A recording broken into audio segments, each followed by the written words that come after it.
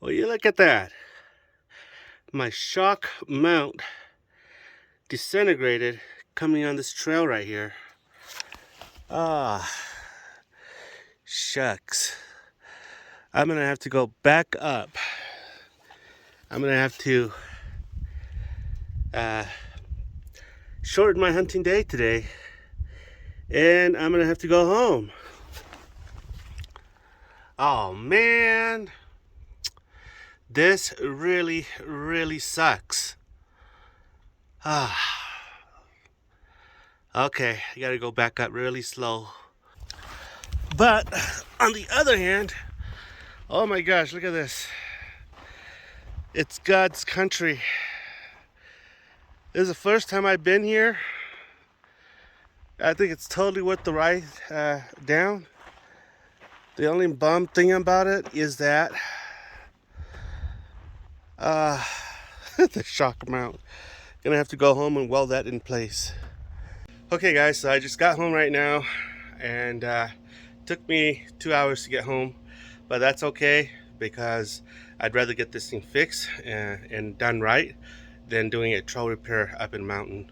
I could have just welded up in a mountain with 3-car batteries, but I chose not to because I don't have, well, if you battery weld, you don't have much control over the amperage, so it just goes full blast into whatever you're welding. So here I'm home, I'm able to control my amp, and so let's go down and I'll show you how it looks like. Alright guys, so this is the shock bracket right here. See this? Basically it broke cleanly off the manufacturer welded beads here. See this? Cleanly off. So I'm thinking how it got to this point was it was my fault actually. So what happened was, on the first day of hunting season, I went up to this place called Quartz Mountain. From Fresno Dome to Quartz Mountain, it took me about an hour and 45 minutes to go to the top, to get to the top.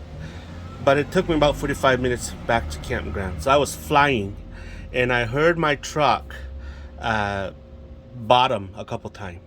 And so because of the bottoming of my suspension, this is what happened. So, you know, the oscillation of the shock and the suspension did its job on this weld right here. I guess it cracked. Well, it didn't crack.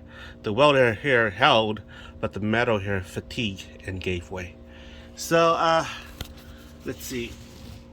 That one right there is in good condition. So there's nothing to worry about on that side. But this side, what I have to do is I have to grind off the beads here, and this too. And then I have to remove this, right? And I have to prep this area, and I'm gonna re-weld.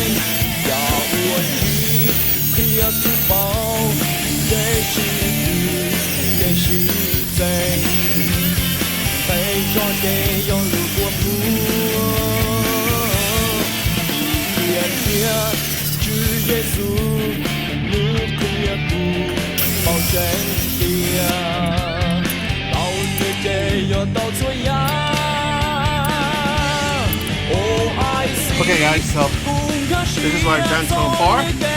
Basically I packed this in place right here. Didn't show this part because anybody can hack this. So anyway, I packed this in place. I mocked this here, see here. I use zip tie to hold my shock to length, and then I mocked it up here. Basically, everything's good here. This thing goes in here without a hitch. So what I'm going to do, I'm going to remove this. Okay. And then I'm going to finalize this weld right here. And then I'll show you how it looks like.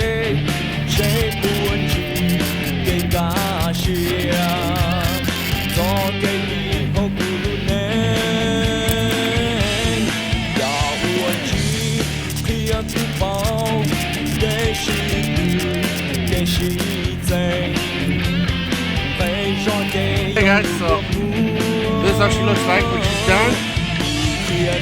I have a new one, the new shock, country, half country shock on order right now. This is here so that I can drive temporarily.